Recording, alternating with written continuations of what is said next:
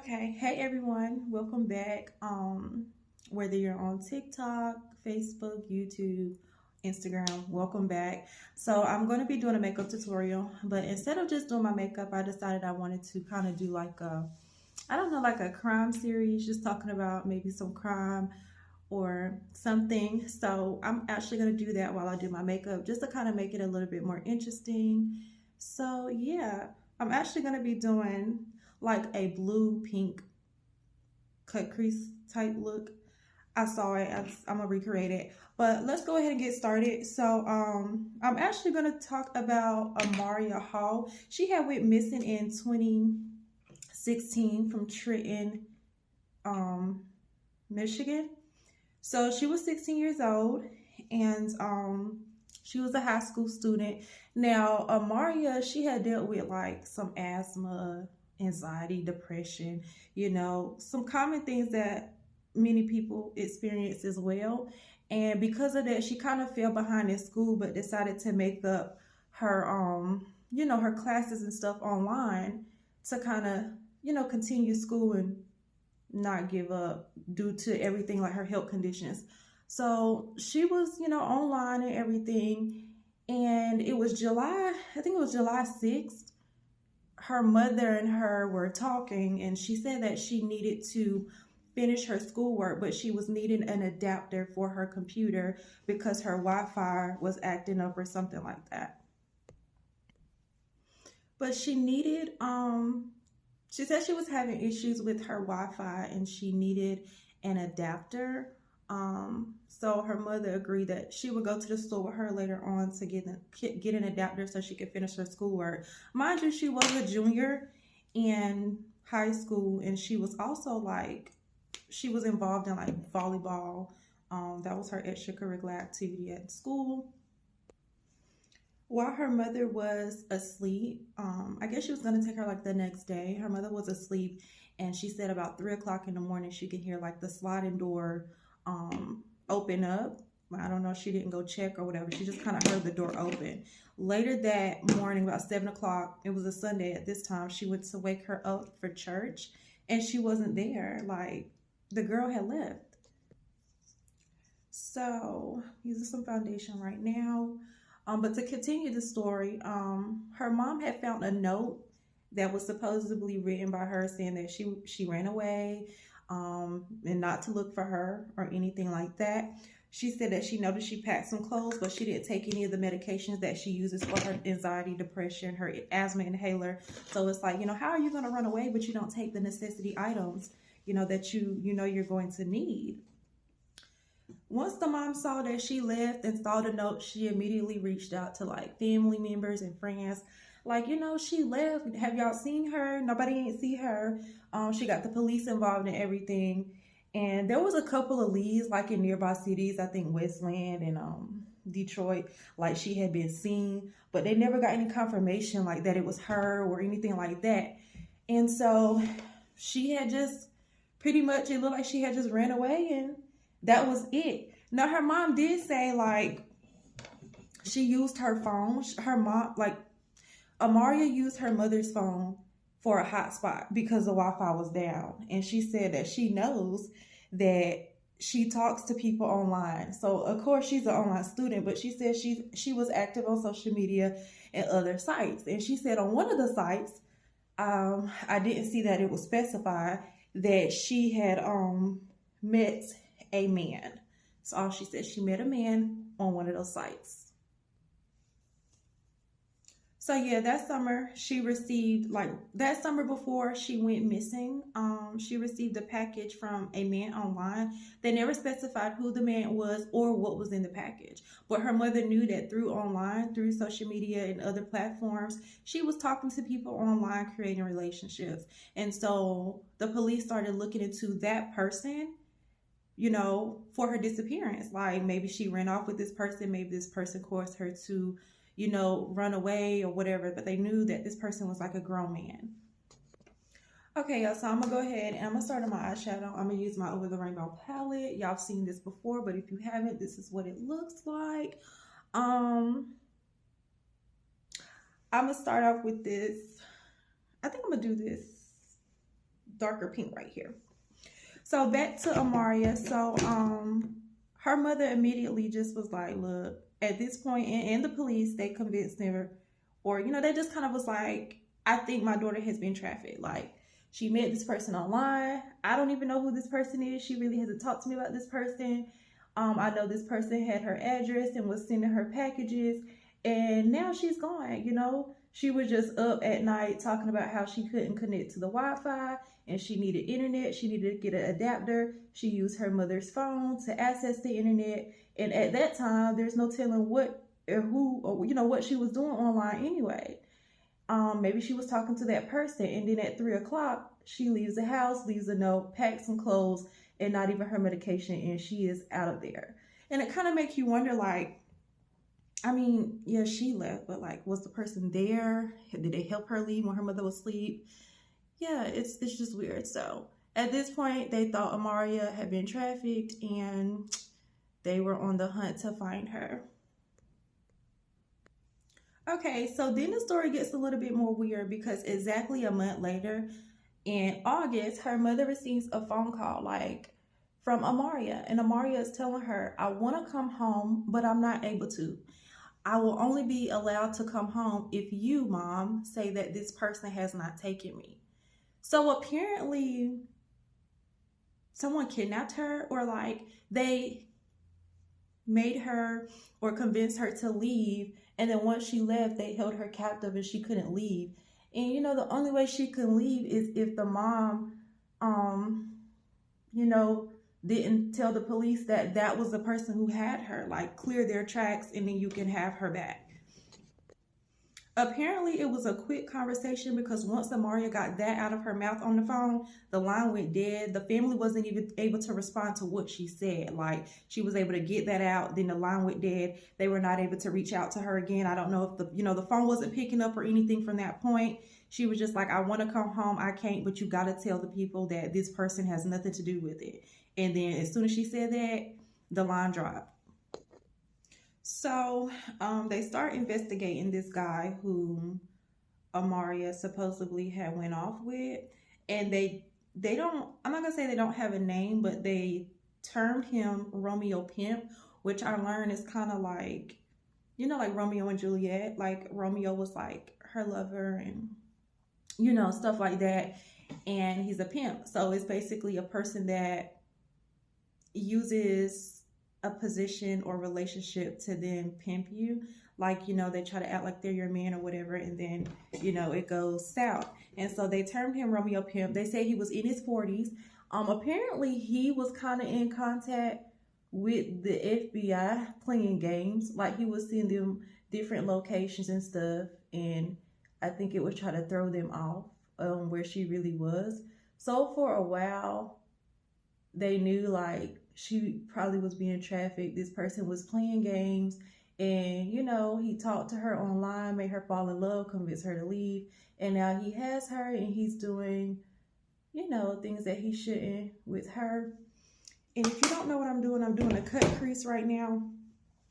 Y'all see that all the time because that's like my favorite thing to do. So yeah.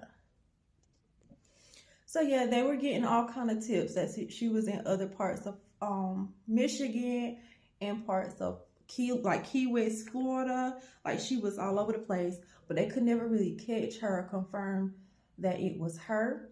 Her mother also said that around the time she was talking to this person online, her grandfather had passed away, which made her a little bit more vulnerable to predators. I guess she would talk to them more. It just made her, it made her more vulnerable.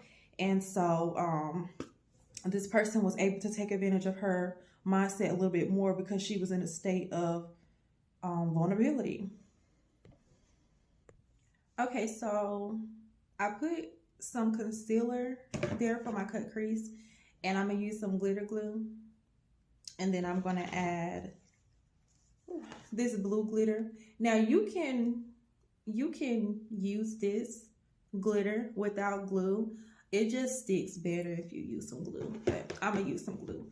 So let's continue. So exactly 2 years later, July 31st, 2021, after everybody thought maybe the girl had passed away. She's out here being trafficked. Like, we still don't know. But 2 years later, she shows up to the police department. Trenton Police Department in Michigan, where she, the city she went missing from, with a lawyer. Like, I'm alive, I'm well, here I am. Like, what? Like, hold on. Like, where were you at? Like, she shows up at the police department, I think also with her lawyer, to let them know that she is alive, she's okay. And she had just turned 18. I think at the time, once she showed up to the police department, her family didn't even know anything. Like, the first point of contact that she made once she came out of hiding, or, she's no longer with whoever held her captive, was straight to the police department, not her family. Like, she went ahead and appointed a lawyer first and then went to the police. Like, she never was like, oh my gosh, Mom, I'm alive, or I'm like, you know what I'm saying? Like, you would think that somebody that had been missing for years, and the last conversation with their mom, that they want to come home, but they can't, is once, like, let's say I'm trapped in a basement or something, like, whatever it is, I'm going straight to my mama, maybe the police, but still, like, it takes time to go get a lawyer. Like, what's going on? So her family, it was like on social media, her family and stuff, they didn't even know, and they really didn't believe it. They're like, what is going on? And she really did go to the police herself. They're like, well, why didn't she reach out to us? Why is she going to the police? And the police basically was like, their thing was, she has been found. I'm looking at my shirt. She has been found, but we can't put any other information. Just know she's safe. That was to the public. So now it is weird that you go missing and then you find a lawyer first, then go to the police instead of reaching out to your family, that you're alive. And it's now kind of hush publicly. The family's still dealing with it and learning. But it leaves everybody to ask, like, what was going on? Where were you? And a lot of people were saying that now that she is 18, that's probably why they were able to let her go, because she's an adult now. Like, probably as a child or being underage, they didn't want to let her go since she was still a minor. And they let her go once she was an adult, 18 years old. It ain't like the charges are going to be any different, because whatever was done to her was done to her when she was a minor. But they were trying to say that they let her go simply because she had just turned 18 and she was an adult. And she can go home. I don't know. The whole situation is weird. I do personally feel like she ran away to be with whoever it was she was talking to online, and she got caught up in some stuff. And they then wanted her to, they probably was going to let her go, but they didn't want to get in trouble. But it still doesn't make sense for y'all to hold her until she's 18. Also, what doesn't make sense is if she had the time to go find a lawyer, how long was she free? Like, did she just sit out until she was 18 by, like, on her own? And like, yeah, I'm gonna just wait till I'm 18. Like, it just don't make sense. Like, where was you at? Like, I don't know. Everybody is wondering. She just shows up to the police department like, I'm alive. I ain't making no call to my mama. Like, I'm here. I got a lawyer. And that's it. And that's the last thing the whole public knows. So everybody that was praying for her, which is good, they prayed for her to return, and they're wondering what's wrong. Now we're left with, like, she just showed up at a police department, and that's it. And her family was a little confused by that as well. And I would be too if it was my child or my family member go missing, and then you just show up at the police department and don't make contact with your family. Something ain't right. Maybe she was embarrassed. I don't know, because she ran away. But it's still not her fault that she was convinced to do that. I'm not going to say it's not her fault, but she can't help that she was preyed on.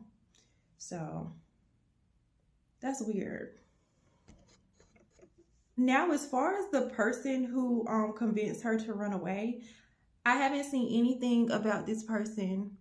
Nothing came out, no arrest, or at least publicly, that they found the person or there was a story as to what happened. Maybe that's why she got a lawyer, for their protection or something. Maybe her protection. Because it seems like even when she was with whoever it was a month later, they wanted their self to be protected before they release her. So maybe she's trying to take some efforts is to not say who they are, and maybe she feel like she has to protect them because maybe she don't feel like she was really kidnapped. Maybe she feel like she fell in love with somebody who was maybe crazy, and she's not really understanding what truly happened to her. But we still don't know if she was trafficked or not. We don't really know what happened because it hasn't been said. And why did you call saying you wanted to come home, but they're not going to let you come home? Like, what is going on? So I don't know. The whole situation is weird to me. This person, from what I can assume, they're still just out there. I haven't seen no arrest made. They probably gone. They're probably in a whole nother state right now. Once she came back, they probably moved away. They probably out of the country, talking to somebody else's daughter online. So I do think the whole situation is kind of weird, but she has been found. She returned herself, and thankfully she was able to do that. Some people don't get to get away from people once they have them captive, but she was able to get away and come back home. Even though it was a couple years later, she was able to come back. And the public isn't really aware of what happened, but I'm sure by now she has been reunited with her family and they know what was going on. I think it is kind of weird, but what do you guys think? This is my RoH Cosmetics Bare lip gloss. It's literally bare, like it looks like my natural color. But I think as far as Amaria, the whole situation is weird, but it leaves you with a lot of questions because you don't know what happened. And it's just like, who is this person? What happened to you? How were you able to walk away from this? And why did you come back without addressing your family first, instead showing up to the police with a lawyer?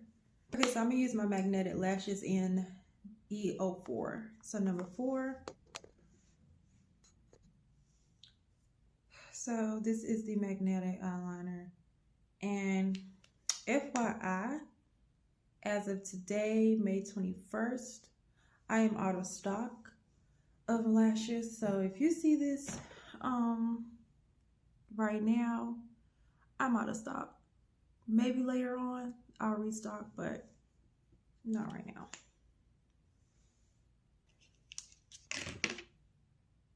This.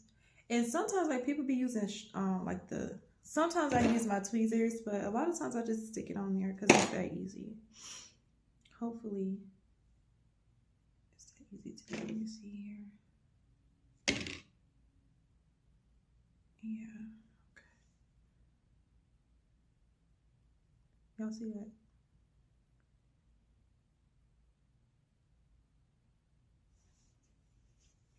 So this is it. I just kind of did like a blue pink cut crease glitter look. I don't know what you want to call it, but that's it for tonight. I'll definitely be doing some more videos. Let me know your thoughts on the Amaria Hall situation, because I really kind of feel like it's so weird, and there's been no news since she came back, so we don't know what happened. So thank you guys so much for watching. Like my page. I don't know if you're on TikTok again. Subscribe if you're on YouTube. Like if you're on Facebook. Follow if you're on Instagram. Share. Definitely share. Thank you guys, and I will be back later.